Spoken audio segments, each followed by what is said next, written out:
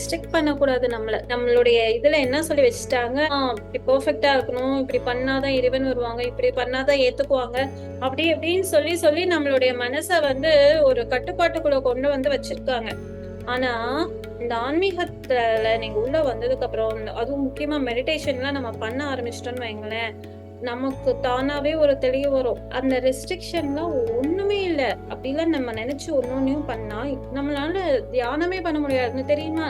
நம்ம பெண்கள் வந்து தியானம் பண்ண ஆரம்பிச்சுட்டா ஒரு விதமான சக்திய ஆண்களை விட சீக்கிரமா உணர முடியும். நமக்கு அந்த ஆற்றல் உண்டு.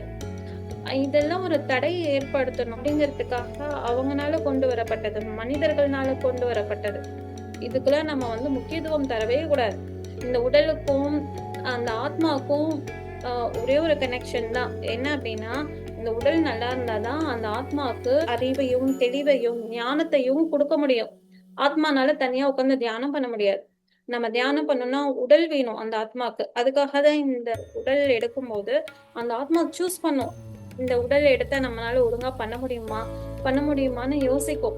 ஆனா ஒன்ஸ் இந்த உலகத்துக்குள்ள என்டர் ஆனதுக்கு அப்புறம் அந்த ஆத்மா எதுக்காக இந்த உடலை எடுத்ததுன்னு மறந்து போயிடும். எல்லாமே கர்ம வினை. சரியா? அப்படியே அந்த கர்ம வினையில இருந்து நம்மள பாதுகாக்கணும்னா யாராவது வந்து ஒருத்தவங்க நமக்கு தெளிவா கொடுப்பாங்க. அப்போ நம்ம வந்து அதை கேட்ச் பண்ணிக்கணும். அந்த தெளிவை வந்து சரியான தெளிவா இல்லையான்னு நம்ம உட்கார்ந்து தியானம் பண்ணாதான் புரிய வரும். உடனேவே யாராவது ஒண்ணு சொன்னாங்கன்னா அதை அப்படியே எடுத்துக்க கூடாது. அதனால தெளிவு வரணும்னா நமக்குள்ள உட்கார்ந்து யோசிக்க ஆரம்பிக்கணும். சரியா இல்லையான்னு. அதுவும் தியானம் பண்ணணும். தியானம் பண்ணாதான் அந்த தெளிவு கரெக்டான நமக்கு தெரிய வரும். அப்படி தியானம் பண்ணும்போது நமக்கு அது இல்லை, இது சரியில்லை அப்படின்னா அது நம்ம யோசிக்கவே கூடாது, விட்டுடணும். அப்படிப்பட்ட தெளிவு வரும். அதனால இந்த தடை எல்லாத்தையும் தாண்டி இறைவன் கூட நம்ம போய் சேரணும்னா நம்ம வந்து நமக்குள்ள இருக்க குரு சொல்றதை நம்ம கேட்க ஆரம்பிக்கணும். இறைவன் நமக்கு ஒரு தெளிவை ஏற்படுத்துவாரு. அந்த தெளிவை வந்து நம்ம புரிஞ்சுக்கணும். இப்போ உங்களுக்கு எல்லாம் நடந்தது இறைவன் தொட்டு கொடுத்தாரு.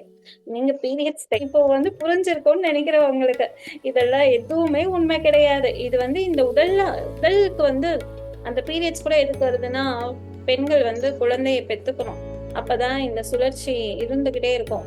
இல்லைன்னா அதுவும் கிடையாது இல்லையா? அதுக்காக தான் அது வந்து குழந்தை பெத்துக்கிறதுக்காக. மத்ததெல்லாம் ஒண்ணுமே கிடையாது. தீட்டெல்லாம் கிடையாது. இதெல்லாம் தீட்டே கிடையாது. இறந்தவங்களுக்கு கூட தீட்டு சொல்லுவாங்க பாத்தீங்களா? அதுவுமே இப்போ நமக்குள்ளதான் இறைவன் இருக்காரு. நம்ம அந்த இடத்துக்கு போறோம் அப்படின்னா இறைவன் நம்ம கிட்ட இருந்து ஓடிட மாட்டாருல்ல, நமக்குள்ளதான் இருப்பாரு. அது எப்படி அவங்க வந்து இந்த ருத்ராட்சம் கழட்டி வைக்க சொல்றாங்கன்னு எனக்கு தெரியல. என்னென்னமோ சொல்றாங்க. எதுக்காக அதெல்லாம் சொல்றாங்கன்னே எனக்கு புரியல. எதுக்காக இந்த சடங்கு சம்பிரதாயம் எல்லாம் வருதுன்னே தெரியல. எல்லாமே மூட நம்பிக்கை. ஒரு தெளிவு வேணும்னா அன்பா இருக்கணும். இறைவனுடைய அந்த ஆற்றல் இந்த இடத்துல இருக்குமான்னு நம்ம யோசிக்கணும். யோசிச்சாலே நமக்கு அந்த தெளிவு வந்துடும். அன்பா இருக்கிற எல்லா இடத்துலயும் இறைவன் இருப்பார். அந்த இடத்துல சுயநலம் இருக்கக்கூடாது. தன்னலம் சார்ந்த எந்த விஷயமும் இருக்கக்கூடாது. சுயநலமா இருக்கும்போது எனக்கு வேணும்னு போகும்போதுதான் அந்த இடத்துல இறைவன் இருக்க மாட்டாரு. எல்லாத்துக்கும் கொடுக்கணும் அப்படின்னு, எல்லாத்துக்குமான உலகம் இது அப்படின்னு நம்ம நினைச்சு ஒவ்வொரு விஷயத்தையும் செய்யும் போது அந்த இடத்துல இறைவன் ஆட்டோமேட்டிக்கா வந்து உட்கார்ந்துக்குவாரு.